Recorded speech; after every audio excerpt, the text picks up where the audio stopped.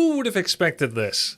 Warcraft 1 and 2 Remastered and Warcraft 3 Reforged are coming to Xbox PC Game Pass, allowing even more people to discover or re-experience these amazing games that have entertained so many over the last 3 decades. If you've never played any of the Warcraft RTS games before, now is a great time to get started. The campaigns are not only great, approachable gameplay experiences, they also gradually teach you how to play the game. And if you're looking to get into multiplayer, there are countless guides out there and coaching sessions to help you along. Or you can dive into any one of thousands of amazing community-made custom maps, a huge favorite for many gamers. This exciting saga all began more than 30 years ago when a small gaming studio called Silicon and Synapse began development on a real-time strategy game called Warcraft Orcs and Humans. This studio would soon rename themselves to the now iconic Blizzard Entertainment, and they released Orcs and Humans in November 1994, selling over 300,000 copies, which was a lot at the time, arguably still is, marking their first big hit. Though they probably didn't know it at the time, Blizzard had set the stage to begin crafting a legacy of RTS games that would shape the gaming landscape as we knew it, creating the world of Azeroth alongside it. The golden era of RTS games had begun. The founders of Blizzard didn't initially plan a lot of investment in a full-fledged narrative for Azeroth, but that all changed when Chris Metzen, Blizzard's current executive creative director for the Warcraft universe, joined the company at the age of 19 in 1994. Since Warcraft 2 Tides of Darkness, his impact became evident as the importance of story grew significantly. Just 13 months after Orcs and Humans, Blizzard released its sequel, Warcraft 2 Tides of Darkness, in 1995, and its expansion Warcraft 2 Beyond the Dark Portal, the year after that in 1996, selling over 3 million copies over the course of 5 years. Warcraft 2 didn't just become a top 20 bestseller in the USA, its sales reach also penetrated the Dutch market. In a small city in the Netherlands, a regular school kid with a passionate gaming hobby was hyped for Warcraft 2 after reading about it in the PC gameplay magazines of that time. He got his grubby little hands on Warcraft 2 when his father bought him that game, and it blew his mind. He just couldn't believe its amazing cinematics, charming graphics and captivating gameplay. He would show the opening cinematic to everyone and anyone that would watch it. Even his piano teacher. That kid? That was me.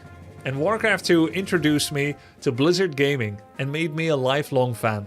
Diablo 1, StarCraft 1, Diablo 2, Warcraft 3, you name it. RTS games offer something for everyone. Players experience rich campaigns, travel to various now renowned and legendary locations, and mission completions often get rewarded with immersive cinematics. Each installment of Warcraft introduced iconic heroes like Garona in Warcraft 1, legendary figures such as Uther and Graham Hellscream in Warcraft 2, and unforgettable characters like Arthas, Jaina, Thrall and Illidan in Warcraft 3. And with Chris Metzen on the team, these heroes and villains developed from simple named improvements of regular units into important players across the campaigns.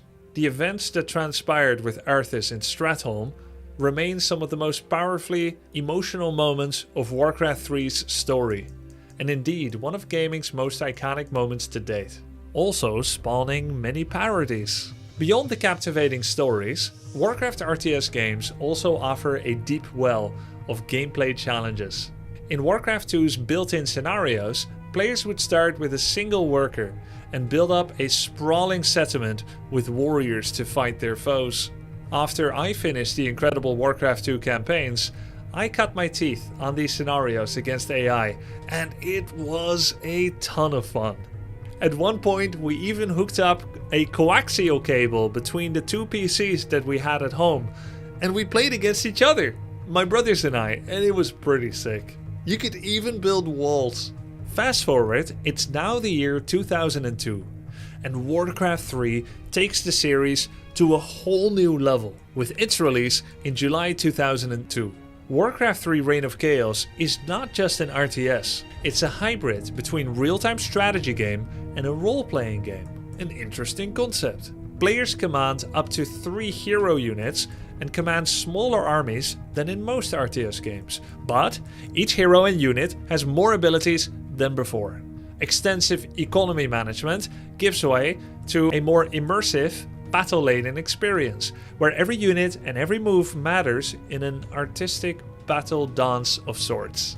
Defeat your enemies and gain experience points that level up your heroes, making them more powerful and giving them new abilities. Heroes are stronger than normal units, but can still be subdued by regular units when those are handled well. Where Warcraft 1 and Warcraft 2 had 2 races each, orcs and humans, and StarCraft 1 expanded that catalogue to ship with 3 races, Warcraft 3 featured 4 races, deeply asymmetrically balanced, each with unique mechanics that made them fun in different ways, and gave them real identities. The undead leverage corpses to fling them at opponents alongside their death magics, while night elves make nature itself turn against their foes. The orcish hordes are excellent raiders and pillage enemy towns for loot, while humans prolifically expand their base count and steadily build up. In November of 2024, at the same time that Blizzard announced and released the remasters of Warcraft 1 and 2, they also unveiled a slew of improvements to Warcraft 3 Reforged in the 2.0 update. This news was met with great enthusiasm and anticipation by the Warcraft 3 community. The patch addressed fan feedback and greatly improved the game experience in many ways, adding much quality of life for veterans and new players alike. Some improvements included an enhanced hotkey mapping system, more graphical customizability, a better looking Battle.net experience, a new rank ladder, and a profile progression system, and periodical balance patch notes that have lifted some units out of obscurity, adding balance shifts and shaking up the status quo in interesting ways in multiplayer. Warcraft 2 and 3 shipped with powerful but simple to use world editors. A map editor where you can make your own maps and design your own custom games within a game, offering a richness and replayability to the game Warcraft 2 Remastered and Warcraft 3 Reforged that in many ways is unprecedented. I do not exaggerate when I say that there is a stupendous array of playable maps carefully crafted by the community that completely transform how you can enjoy Warcraft 3. It is possibly the greatest thing about Warcraft 3 for many people. I'll show you a few awesome examples. In Fighting for Azeroth 3D, you play in a close-up third-party perspective and play a kind of fighting game beat-em-up style type of map. It's crazy that that even works in Warcraft 3 map editor. In Sharpshooter, you play kind of like an FPS, using your gun to shoot at the other players and trying to win like that. Run Kitty Run is an iconic map where you have to escape from a maze, just like in Frogger, but you have to dodge all the dangerous objects and find your way out. If you die, teammates can revive you, and so it becomes a group effort. Embrace the madness of large-scale battles in Footman Frenzy, where you can take a hero and you can upgrade your footman to become non-footman, and you send masses of units at your opponent that you will then satisfyingly smash with your super overleveled hero in a 2v2 v2v2 FFA game.